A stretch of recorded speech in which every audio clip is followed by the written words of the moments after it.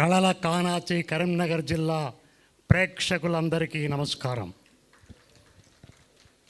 పాత్రికేయ మిత్రులకు, సమస్త మీడియా మిత్రులందరికీ స్వాగతం. కరీంనగర్ జిల్లా ఆది నుంచి కళలకు నిలయం. గొప్ప గొప్ప కవులు, కళాకారులు ఉద్భవించినటువంటి నేల మీ అందరికీ తెలిసిన విషయమే.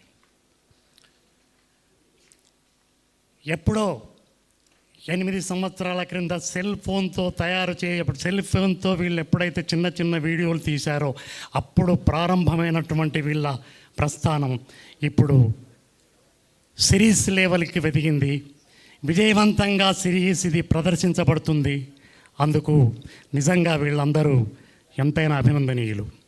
చాలా కష్టపడ్డారు ఈ ప్రాజెక్ట్ చేయడానికి. ముఖ్యంగా డైరెక్టర్ శివగారు స్క్రీన్ ప్లే కథ అద్భుతంగా రాశారు. సినిమా లెవెల్లో ఇది సినిమాలాగా అనిపించింది, ఏదో సిరీస్ లాగా అనిపించలేదు. అద్భుతమైన, దీనికి పోటీగా నిన్న మొన్న 2-3 రిలీజ్ అయిన 7, 8 2 వేరే పెద్ద కమర్షియల్ సిరీస్.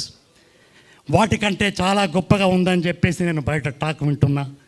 నిజంగా చాలా బాగుంది.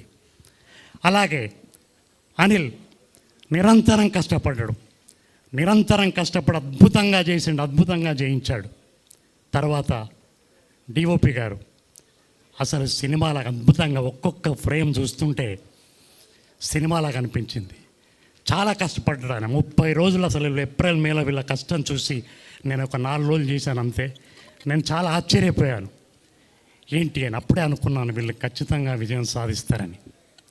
తర్వాత మ్యూజిక్, అసలు ఏం మ్యూజిక్ అది! చరణ్ అర్జున్ అద్భుతమైనటువంటి బ్యాక్గ్రౌండ్ మ్యూజిక్. అసలు ప్రతి సన్నివేశానికి ప్రాణం పోసింది, ప్రతి ఆర్టిస్ట్ని ఆ మ్యూజిక్ నిలబెట్టింది. అలాగే జీ తెలుగు, నిజంగా జీ తెలుగు వారు టైప్ అయి వీళ్ళని పిలవగానే అనుకున్నాను ఇది తప్పకుండా విజయం అయ్యిద్దని. ఎందుకంటే ఇందులో ఏదే ఉంటుందో అని వాళ్ళు ఉంటే కానీ వాళ్ళు టైప్ కారు అనేది నాకు అనిపించింది. అయితే నేను ఎన్నో సీరియళ్ళు, సినిమాలు చేశాను. అది పక్కన పెడితే ఒక క్యారెక్టర్ కోసం నన్ను పిలిపించారు అనిల్ ఫోన్ చేశాను. నాకు వెళ్ళాను. తెలుసు వీళ్ళు విలేజ్ షో చేస్తున్నారు, మంచి మంచి షార్ట్ ఫిల్మ్ తెలుసు, విన్నాను. సరే మంచి అంటే జీ తెలుగుతో టైప్ అయి చేస్తున్నారంటే మనం చేయాలి, వీళ్ళ వ్యూవర్షిప్ బాగా ఉంది అని వెళ్ళాను. వెళ్ళగానే నాకు చూసి వెంటనే క్యారెక్టర్ సెలెక్ట్ చేశారు. నిజంగా చిన్న క్యారెక్టర్ ఏం లేదు. అసలు ఈ కథకే నేను ముసలం పుట్టించిందే నేను ఫస్ట్ లెటర్ తోటి. ఇక అది నడుస్తూనే ఉంది. మళ్ళీ క్లైమాక్స్లో 7వ ఎపిసోడ్లో దాన్ని విప్పదీస్తా. ఆ 2 సీన్లు అయినా కూడా మధ్యలో ఫోటోను వాడుకున్నారు. నాకు చాలా బాగా అనిపించింది. నేను 90స్లో కొన్ని మాదాల రంగారావు సినిమాలలో లెంత్ క్యారెక్టర్లు వేసిన, కానీ అంతకంటే ఎక్కువ తృప్తి నాకు కలిగింది. నిజంగా మీకు అందరికీ ధన్యవాదాలు. ముఖ్యంగా జీ తెలుగు పుట్టినప్పుడే 20 ఏళ్ళ కింద ఫస్ట్ టైం, అప్పుడు 2005లో జరాల్డ్ గారు డైరెక్షన్లో నిశ్శబ్దం అనే సినిమాలో మాంత్రికుడు క్యారెక్టర్ వేశాను. మొదట్లో నిశ్శబ్దం, పెద్దరికం. తర్వాత మళ్ళీ ఎందుకో 20 ఏళ్ళు వాళ్ళ సంస్థలు చేయలేదు. నేను మా టీవీ, ఈటీవీ, జమిని చేసుకుంటూ పోతున్నా. ఆ రకంగా మళ్ళీ నేను 20 ఏళ్ళ తర్వాత జీ తెలుగులోకి వచ్చే అదృష్టం కలిగినందుకు నాకు చాలా సంతోషంగా ఉంది.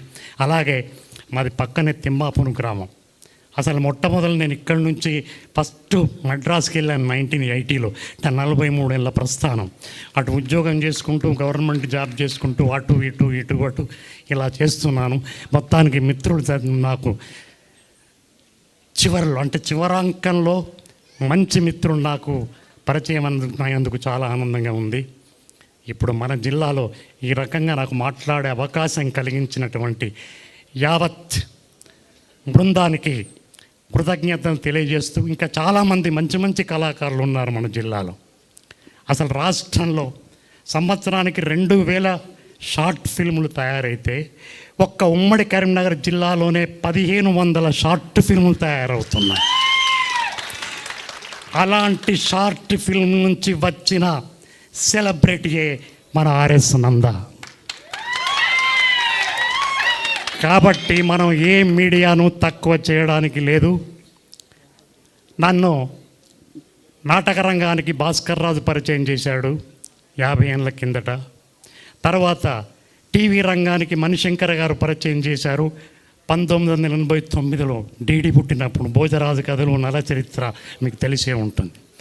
తర్వాత సినిమాకు డాక్టర్ ప్రభాకర్ రెడ్డి గారు పరిచయం చేశారు. అలాగే సిరీస్కి శివ, అనిల్, జై తెలుగు, శ్రీకాంత్ అండ్ చరణ్ అర్జున్ పరిచయం చేసినందుకు చాలా కృతజ్ఞతలు తెలియజేస్తూ ముగిస్తున్నాను. Thank you so much sir. So ఆ 7th ఎపిసోడ్లో ఏం జరిగిందో తెలుసుకోవాలి అంటే Z5లో మా ఎపిసోడ్స్ అన్ని స్ట్రీమ్